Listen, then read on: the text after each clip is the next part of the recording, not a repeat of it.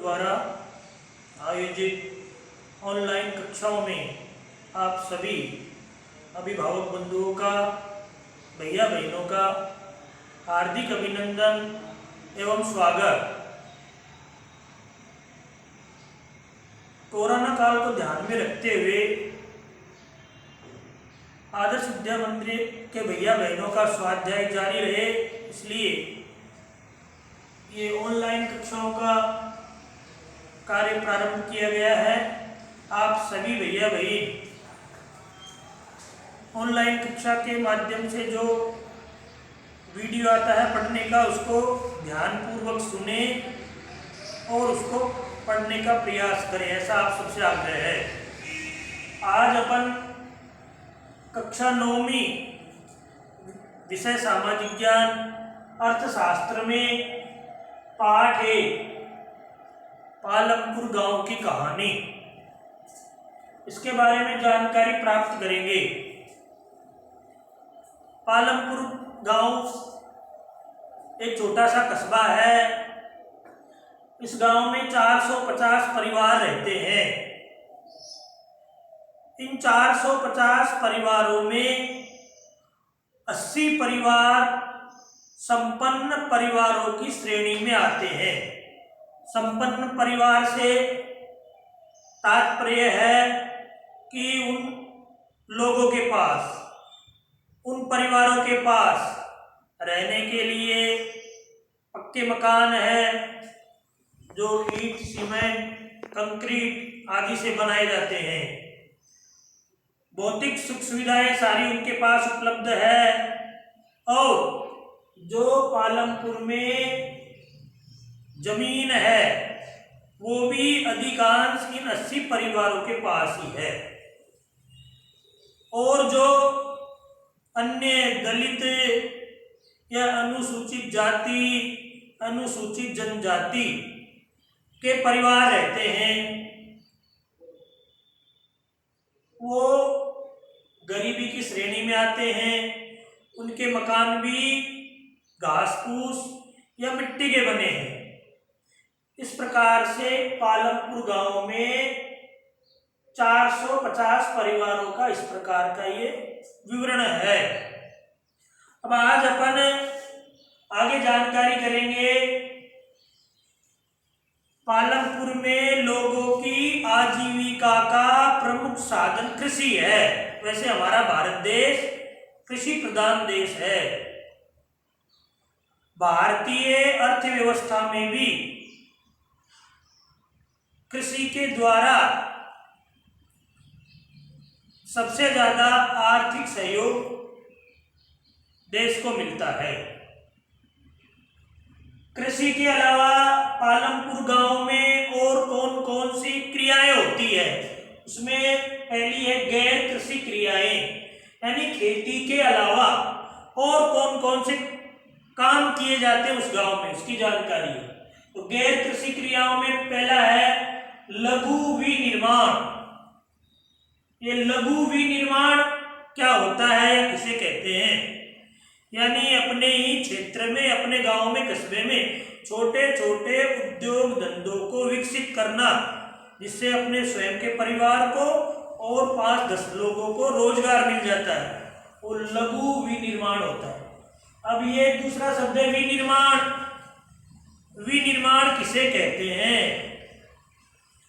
प्रकृति से प्राप्त कच्चे उत्पाद को मानव अपनी आवश्यकता के लिए विभिन्न रूपों में परिवर्तित करता है और फिर उसका उपयोग करता है, उसे विनिर्माण उद्योग कहते हैं।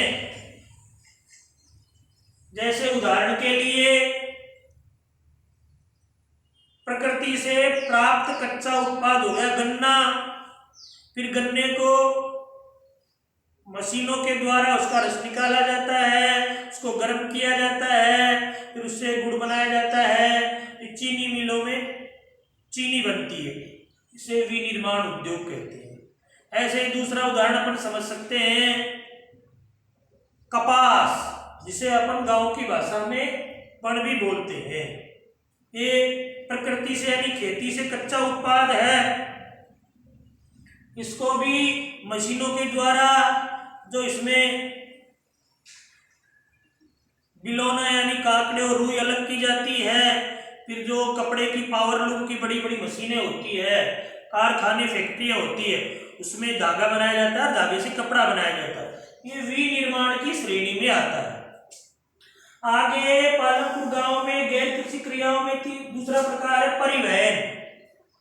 परिवहन यानी वस्तुओं को और सेवाओं को एक स्थान से दूसरे स्थान पर ले जाने के लिए परिवहन की आवश्यकता पड़ती है, इसलिए वहां पर छोटे छोटे या आवश्यकता के अनुसार परिवहन के साधनों का भी उपयोग किया जाता है। तीसरा प्रकार है दुकानदारी।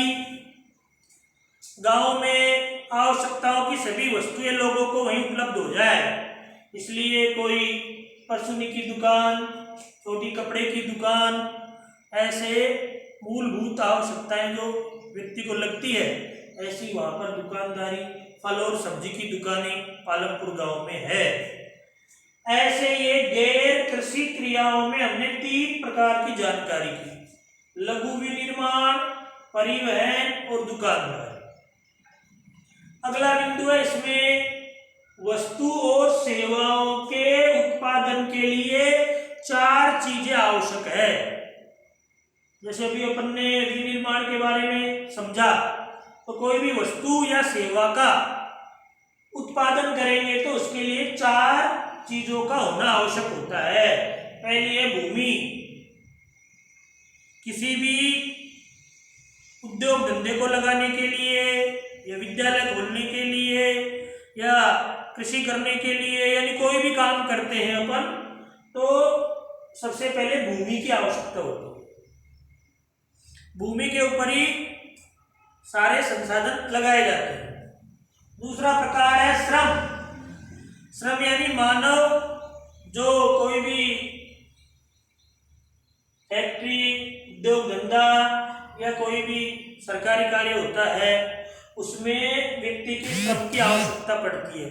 श्रम को करने के लिए यानी परिश्रम करने के लिए, मेहनत करने के लिए ज्यादा पढ़े लिखे लोगों की भी आवश्यकता नहीं होती है।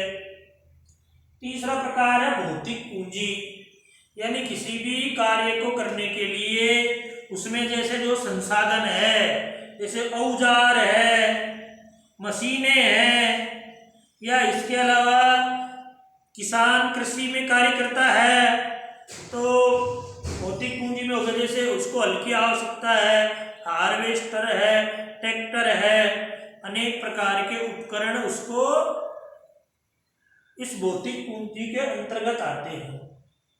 स्थायी पूंजी, भौतिक पूंजी या स्थायी पूंजी, वो कोई भी उद्योग धंधा चलाने के लिए भवन की आवश्यकता होती है, बाजार से कच्चा माल खरीदने के लिए उसको नगद पैसे की आवश्यकता होती है, ये सारे स्थायी पूंजी में आते हैं। चौथा प्रकार है कार्यशील पूंजी। जो व्यापारी कोई भी वस्तु का उत्पादन करता है, सेवा का उत्पादन करता है, तो उसको अपने कार्य को व्यवस्थित रूप से चलाने के लिए कुछ पैसा बाजार में लगाना पड़ता है। जैसे वस्तु का उत्पादन करने के बाद परिवहन से एक स्थान से दूसरे स्थान पर भेजा जाता है, इसलिए परिवहन की अपन ने पूर्व में जानकारी की, और उसकी फिर सप्लाई की जाती है। तो कुछ दिन के लिए जो वस्तु का उत्पादन किया है, चाहे वो खाद्य वस्तु है या किसी भी प्रकार की है, तो बाजार में उसको वितरित किया जाता है। फिर उसके बाद में उसको परिणाम मिलता है, लाभ मिलता है। इस प्रकार से वस्तु और सेवाओं के उत्पादन के लिए ये 4 प्रकार की चीजों का होना आवश्यक है। भूमि, श्रम, भौतिक पूंजी या स्थायी पूंजी, कार्यशील पूंजी, और इसके अलावा एक और होता है मानव पूंजी। जैसे आप अभी एक विद्यार्थी हैं, तो आगे आपके अभिभावक या